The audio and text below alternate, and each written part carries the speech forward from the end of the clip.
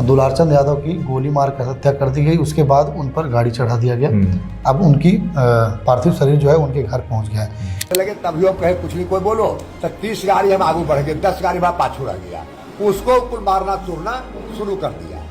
बहुत हुआ, हम तो 40 गाड़ी आगे थे। अब पंजा कुल अंगड़ी में पहन लेता, रेलवे वाला कुल रोड़ा रख लेता, एकदम फूल तैयारी। सूरज भान के यह था कि लड़ाई झगड़ा कैसे हो जाए तब वोट में ऐसे हो जाए। सूरज भान का ही खेला। दुलारचंद यादव के जो करीबी हैं पीयूष प्रियदर्शी, जो जनसुराज के प्रत्याशी हैं, उन्होंने नामजद आरोपी जो है वह आनंद सिंह को बनाया है। बाहुबली नेता आनंद सिंह है। जी नमस्कार दोस्तों, मैं हूं चंदन भारती और हमारे साथ सहयोगी पत्रकार चितरंजन कुमार हैं। आपने देखा होगा कि पिछले दिनों किस तरह की घटना घटित हुई है मोकामा में। मोकामा के खासकर टाल में दुलारचंद यादव की हत्या कर दी जाती है। आखिर इस हत्या के पीछे साजिश किसकी है? बहुत सारे वीडियो वायरल हो रहे हैं सोशल मीडिया पर। इसकी सच्चाई क्या है? बात को समझ सकते हैं कि जिस तरह से आप लगातार देख रहे होंगे कि मोकामा की घटना, आनंद सिंह का भी बयान इस वायरल वीडियो होने पर आता है। आनंद सिंह जेल से निकलकर चुनावी मैदान में हैं, जदयू के प्रत्याशी के तौर पर हैं। चुनावी मैदान में जनसुराज से प्रियदर्शी भी हैं, तो एक तरफ सूरजभान सिंह भी हैं। सूरजभान सिंह जो एक बड़ा नाम, जो कि आरजेडी ने उन पर इस बार विश्वास जताया है। इससे पहले सूरजभान सिंह, उनकी पत्नी चुनाव लड़ रही है। इससे पहले सूरजभान सिंह लोजपा रामविलास के साथ में थे, लेकिन और उनका बहुत बड़ा कद था उस पार्टी में, लेकिन टिकट नहीं मिलने के आसार के बावजूद उन्होंने पार्टी छोड़ दी और अपनी पत्नी को चुनावी मैदान में उतारा है। और इस बार सीधी तौर पर टक्कर देखा जा रहा है आनंद सिंह से। इन सबों के बीच में दुलारचंद यादव, जो कि लालू प्रसाद यादव के एक समय के काफ़ी करीबी थे, उनकी हत्या कर दी जाती है। ऐसा लोग कह रहे हैं कि दुलारचंद यादव के साथ में हाथापाई हुई, उसके बाद इस तरह की गाड़ी से भी हत्या की गई, गाड़ी चढ़ा दी गई। आखिर क्या पूरा प्रकरण है, इस पर समझने के लिए हमारे साथ सहयोगी पत्रकार चितरंजन कुमार हैं, जो बारीकी से वहाँ की वस्तु स्थिति से अवगत कराएंगे। मामला क्या हुआ? देखिए, बिहार विधानसभा चुनाव में लगातार चंदन जी इस तरह के मामले जो हैं अब आ रहे हैं, लेकिन ताज़ा मामला जो है वह मोकामा से आया है, जहाँ बीते दिनों दुलारचंद यादव की गोली मार कर हत्या कर दी गई। उसके बाद उन पर गाड़ी चढ़ा दिया गया। अब उनकी पार्थिव शरीर जो है उनके घर पहुंच गया है। लेकिन अब कहानी कई तरह से मोड़ लेता हुआ दिखाई दे रहा है। दुलारचंद यादव के जो करीबी हैं पीयूष प्रियदर्शी, जो जनसुराज के प्रत्याशी हैं, उन्होंने नामजद आरोपी जो है वह आनंद सिंह को बनाया है। बाहुबली नेता आनंद सिंह है और वहाँ से वे पुनः इस बार जदयू के सिंबल पर चुनाव लड़ रहे हैं।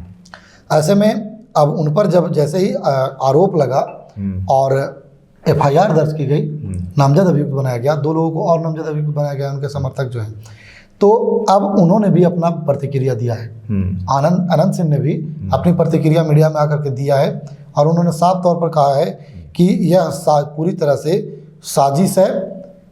दुलारचंद यादव को हमने किसी तरह का कोई नुकसान नहीं पहुंचाया है। वो ये जो प्रत्याशी जो अभी प्रियदर्शी नहीं प्रत्याशी नहीं, राजद के जो प्रत्याशी हैं, सूरजभान सिंह की पत्नी सूरजभान सिंह, उनका साफ आरोप है कि ये सूरजभान का साजिश है। आनंद सिंह ने कहा कि सूरजभान का साजिश है, उसने ऐसा करवाया है। तो देखने वाली बात होगी, क्योंकि बहुत बड़ी बात है ये।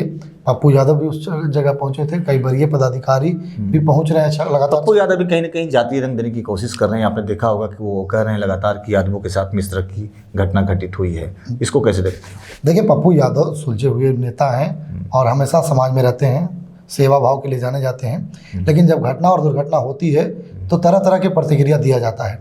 उसी प्रतिक्रिया में से पप्पू यादव की भी एक प्रतिक्रिया है। पिछले दिनों आपने देखा होगा कि टेकारी में जब घटना हुई तो उस पर भी एक जाति विशेष को आरोपी ठहराया जा रहा था और सभी नेता यह कह रहे थे कि जंगल राज की बानगी आ गई, जंगल राज आने वाला है, जंगल राज की बानगी दिखने लगी। अब दूसरे दिन जब घटना हुई तो पप्पू यादव ने जो प्रतिक्रिया दिया है, तो उस प्रतिक्रिया को भी उसी प्रतिक्रिया जैसा देखना होगा।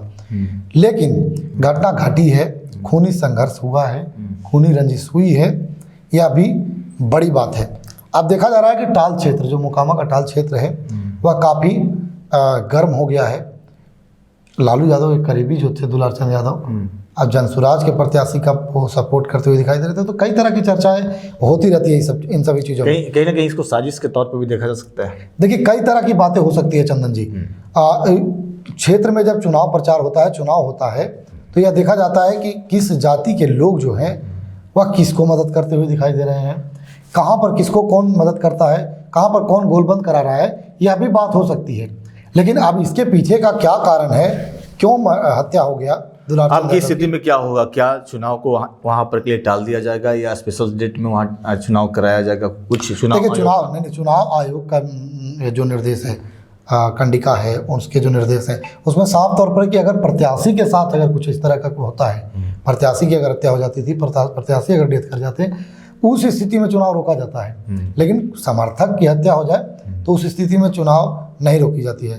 हाँ, एक बात सामने निकल कर आ रही है कि अगर अनंत सिंह पर हत्या का आरोप लगा है तो संभवतः जेल जा अनंत सिंह को जेल जाना पड़ सकता है, पुलिस उन्हें गिरफ्तार कर सकती है, जेल भेज सकती है।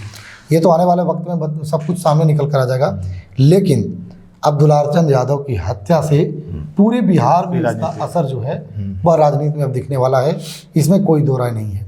ये थे हमारे साथ चितरंजन, जो जिन्होंने बारीकी के साथ में मोकामा जो टाल में हत्याकांड हुआ उसके बारे में जानकारी दी है। इनका साफ कहना है कि कहीं ना कहीं साजिश के तहत में जातीय रंग देने की जो कवायद शुरू से चलती आ रही है चुनाव के दौरान, उसकी शुरुआत से उसकी वानगी है। अब तो देखने वाली होगी कि बिहार की जनता कितनी समझदार है, जातीय रंग देने वाले नेताओं के चक्कर में पड़ती है या अपना स्व विवेक से कार्य करती है। चूँकि चुनाव है, लोकतंत्र का महापर्व है और सिद्ध योग हमेशा अपील करता है कि जातीय रंग से बचकर, और सबसे बड़ा धर्म होता है लोकतंत्र, लोकतंत्र को बनाए रखना है और इसके लिए अपना मतदान जरूर करें। लोकतंत्र में किसी से डरने की ज़रूरत नहीं है, क्योंकि लोकतंत्र आपके लिए सबसे बड़ा हथियार आपके लिए है कि एक अच्छे शासक को बिहार में या भारत में लाया जा सके। धन्यवाद।